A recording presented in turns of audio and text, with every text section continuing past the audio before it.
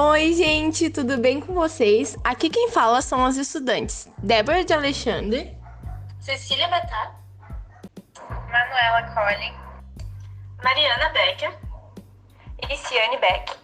da turma do terceiro ano dos cursos de Técnico em Administração e Desenvolvimento de Sistemas do Campus Canoas do Instituto Federal do Rio Grande do Sul para mais um episódio do ETCast Estudantes Talk.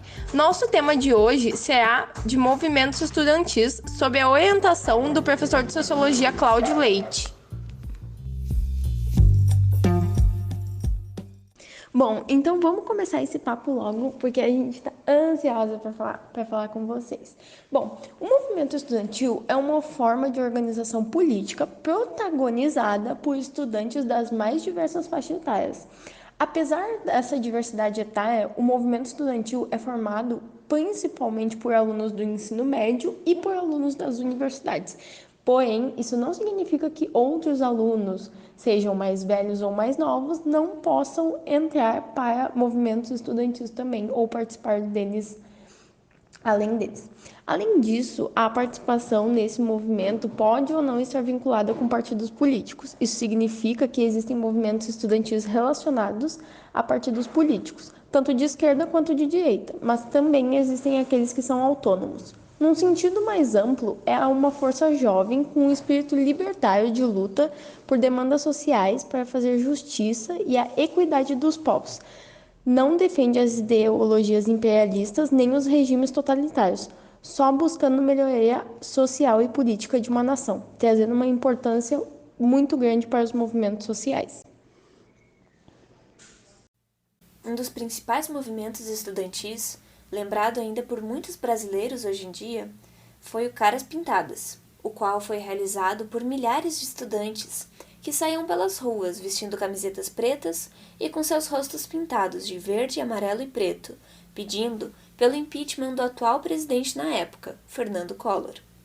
Durante seu governo, várias medidas anti-inflacionárias foram adotadas, inclusive a troca da moeda, o cruzado novo para cruzeiro, e aliado a isso, o confisco das cadernetas de poupança dos brasileiros no Banco Central por 18 meses.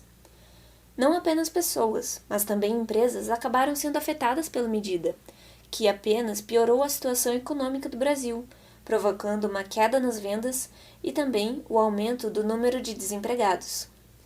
Essas e muitas outras medidas previstas para o Plano Collor não foram bem aceitas pela população, e foi, através dos estudantes, que se iniciou um movimento de mobilizações e protestos contra o presidente, tendo elas o seu ápice nos meses de agosto e setembro de 1992.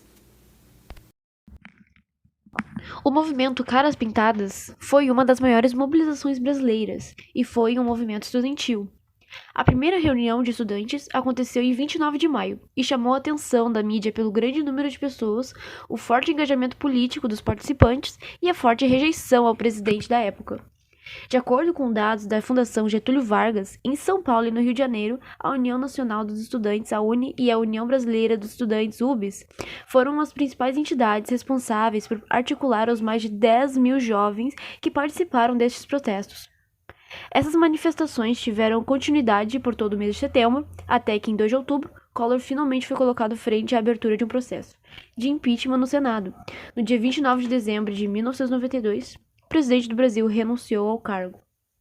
Com esses exemplos, podemos perceber a força política que os estudantes sempre se representaram, principalmente por se tratar de uma força de jovens com mentes idealizadoras, que pensam e discutem sobre como as coisas deveriam ser. As universidades sempre foram um local de discussão e debate, e isso se demonstra nas ações de entidades como a UNE e a UBS.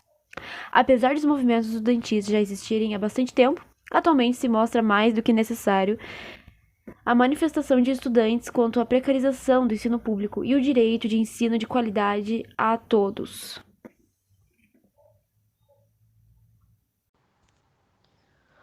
Outro movimento estudantil muito conhecido é o movimento O Petróleo é Nosso, que aconteceu em 1948.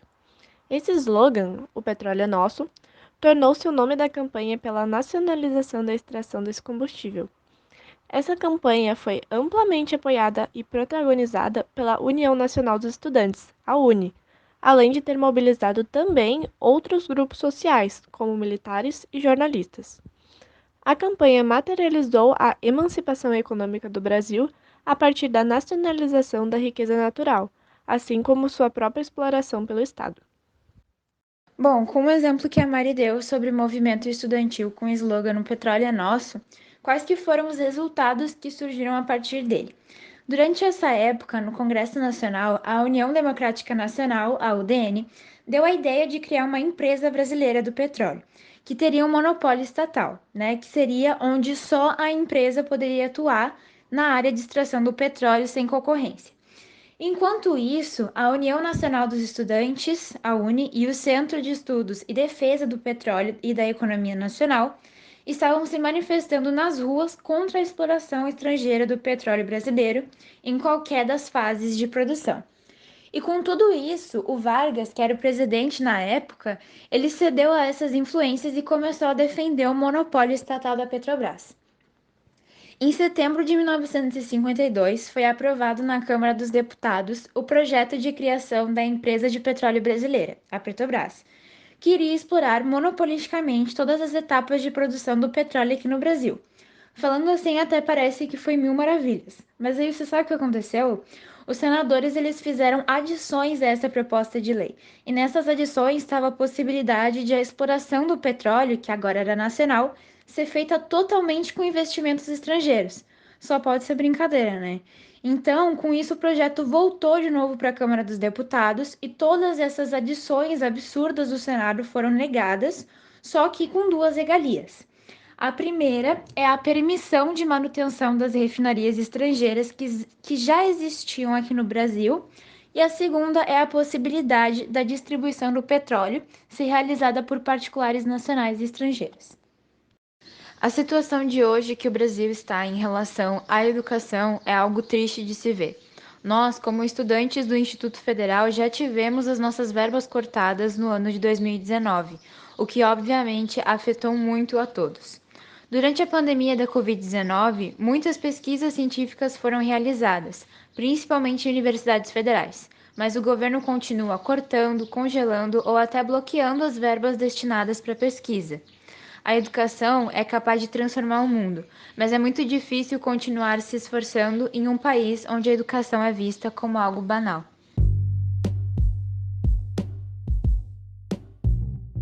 Bom, pessoal, obrigada a todos que escutaram o nosso podcast sobre o tema Movimentos Estudantis. Espero que vocês tenham gostado. Tchau!